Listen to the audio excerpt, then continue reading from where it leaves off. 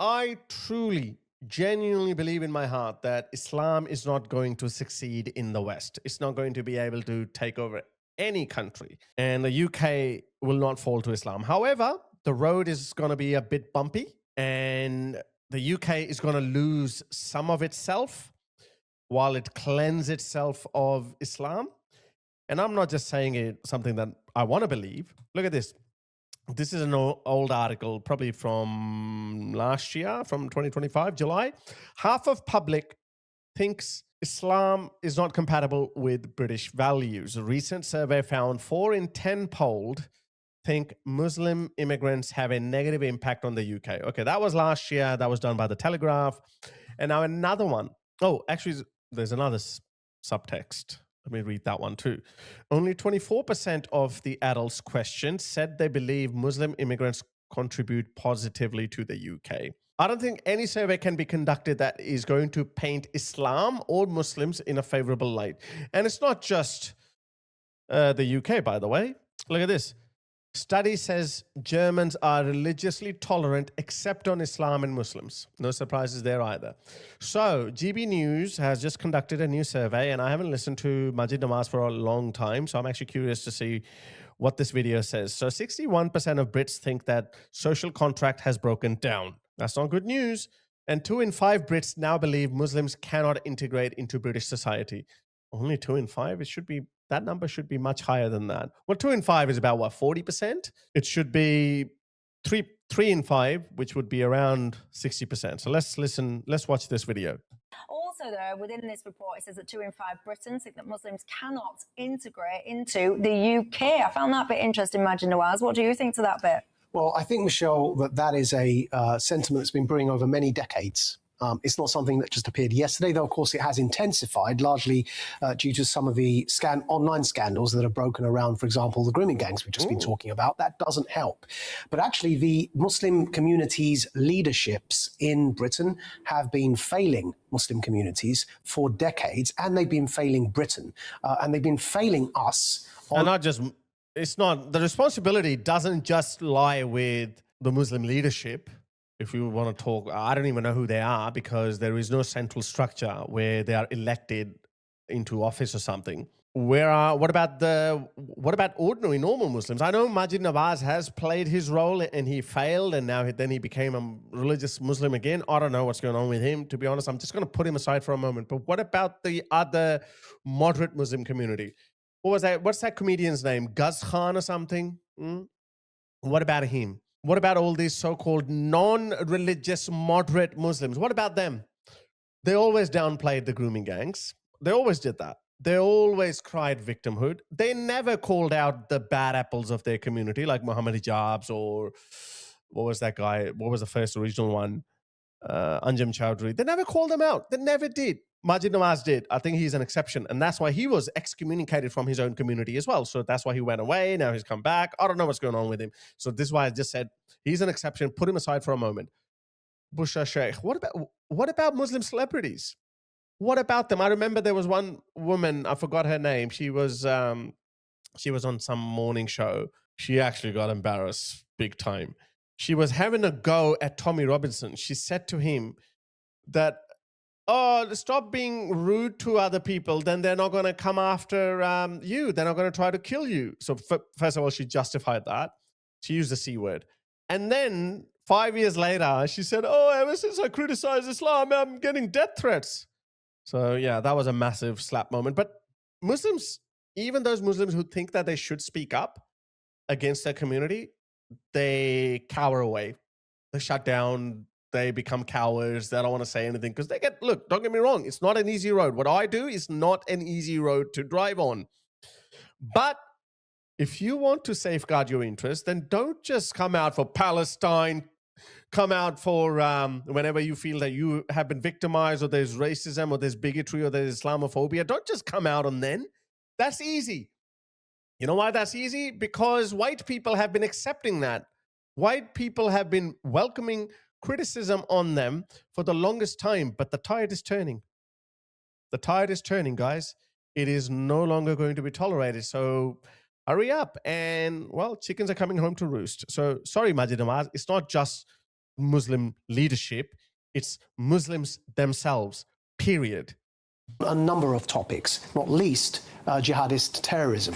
For many, many years, during the War on Terror years, the excuses and the obfuscation that we've grown accustomed to over the grooming gangs scandal were the same excuses and obfuscations that were applied to jihadist terrorism. You'll remember, Michelle, all of us are old enough to remember the War on Terror years, and the amount of excuse-making when it came to Islamist extremism and their advocates in this country, and the fact that they are seeking to actively undermine the social contract. The Muslim community leaderships were unprepared, in fact, shied away from calling extremism out, made excuses for it, exactly as they have done over the grooming gangs inquiry. Good point. No, and it's not just the Muslim leadership, Muslims themselves too, Majid. Come on. You gotta, sorry, that ship has sailed. You can't hide behind that. This is exactly the excuse you guys used during the War on Terror days. That, the vast majority of Muslims are good people. It's just the extremists. And then they were calling them out. Actually, they didn't even call them out. But it's the job of the Muslim leadership to call them out. And they sometimes did it only when they're pushed against the wall. Only then, rarely. But the vast majority didn't. Let me show you something, actually. Look at this. This just happened recently, yeah? Remember these two clowns, these Muslim nurses who said that, we kill Jews whenever they come into our care.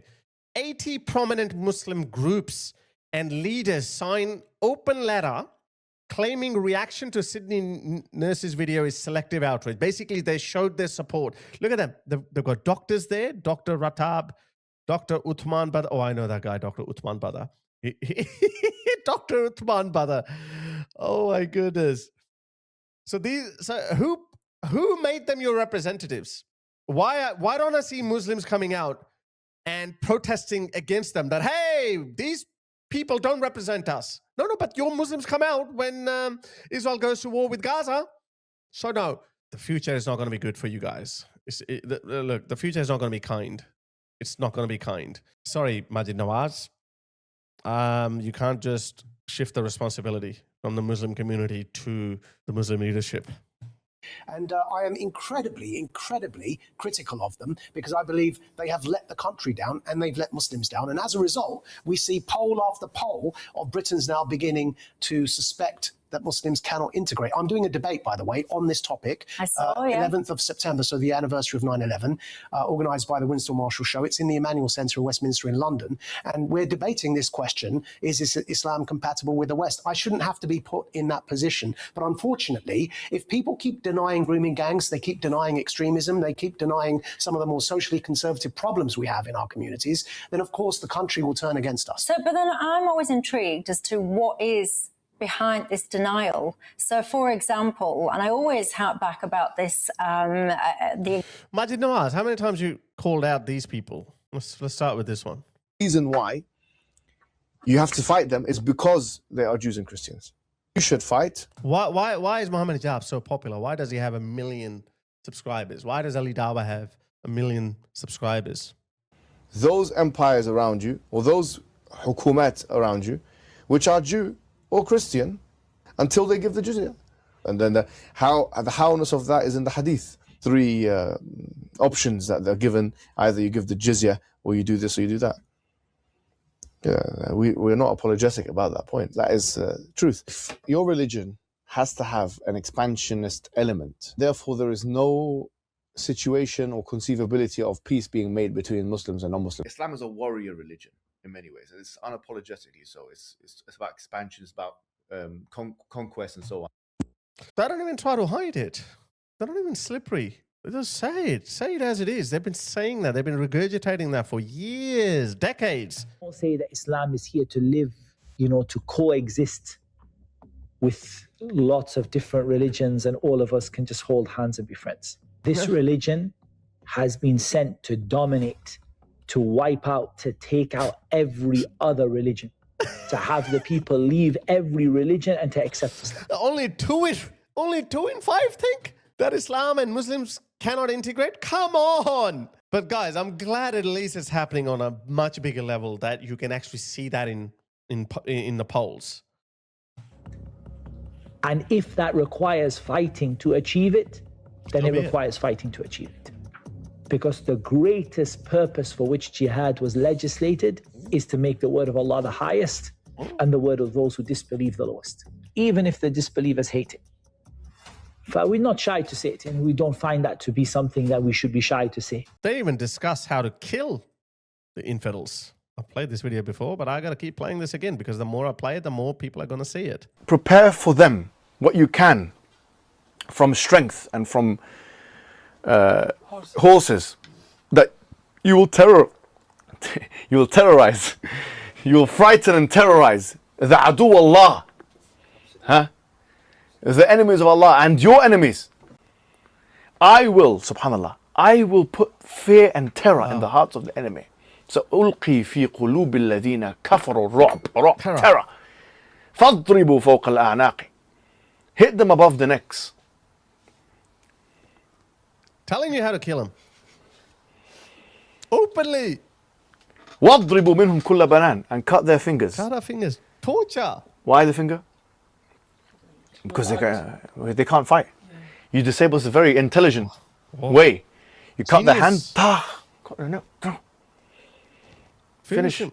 Dead. Finish him. Allah is telling you how to fight. SubhanAllah. If you notice, him. He's giving you the moves. Moves like Jagger. And the most important move, فَاضْرِبُوا مِنْهُمْ فَوْقَ كُلَّ بَنَانٍ فَاضْرِبُوا فَوْقَ الْأَعْنَاقِ. Go for the one-touch kill. One-touch kill. Genius. Look at that. Oh. Look at the facial expressions. Yeah. فَإِذَا لَقِيتُمُ الَّذِينَ كَفَرُوا فَضَرْبُ How is he الرِّقَابِ. not arrested? Surah Muhammad. If you see the ones with فَضَرْبُ الرِّقَابِ, this keeps coming up.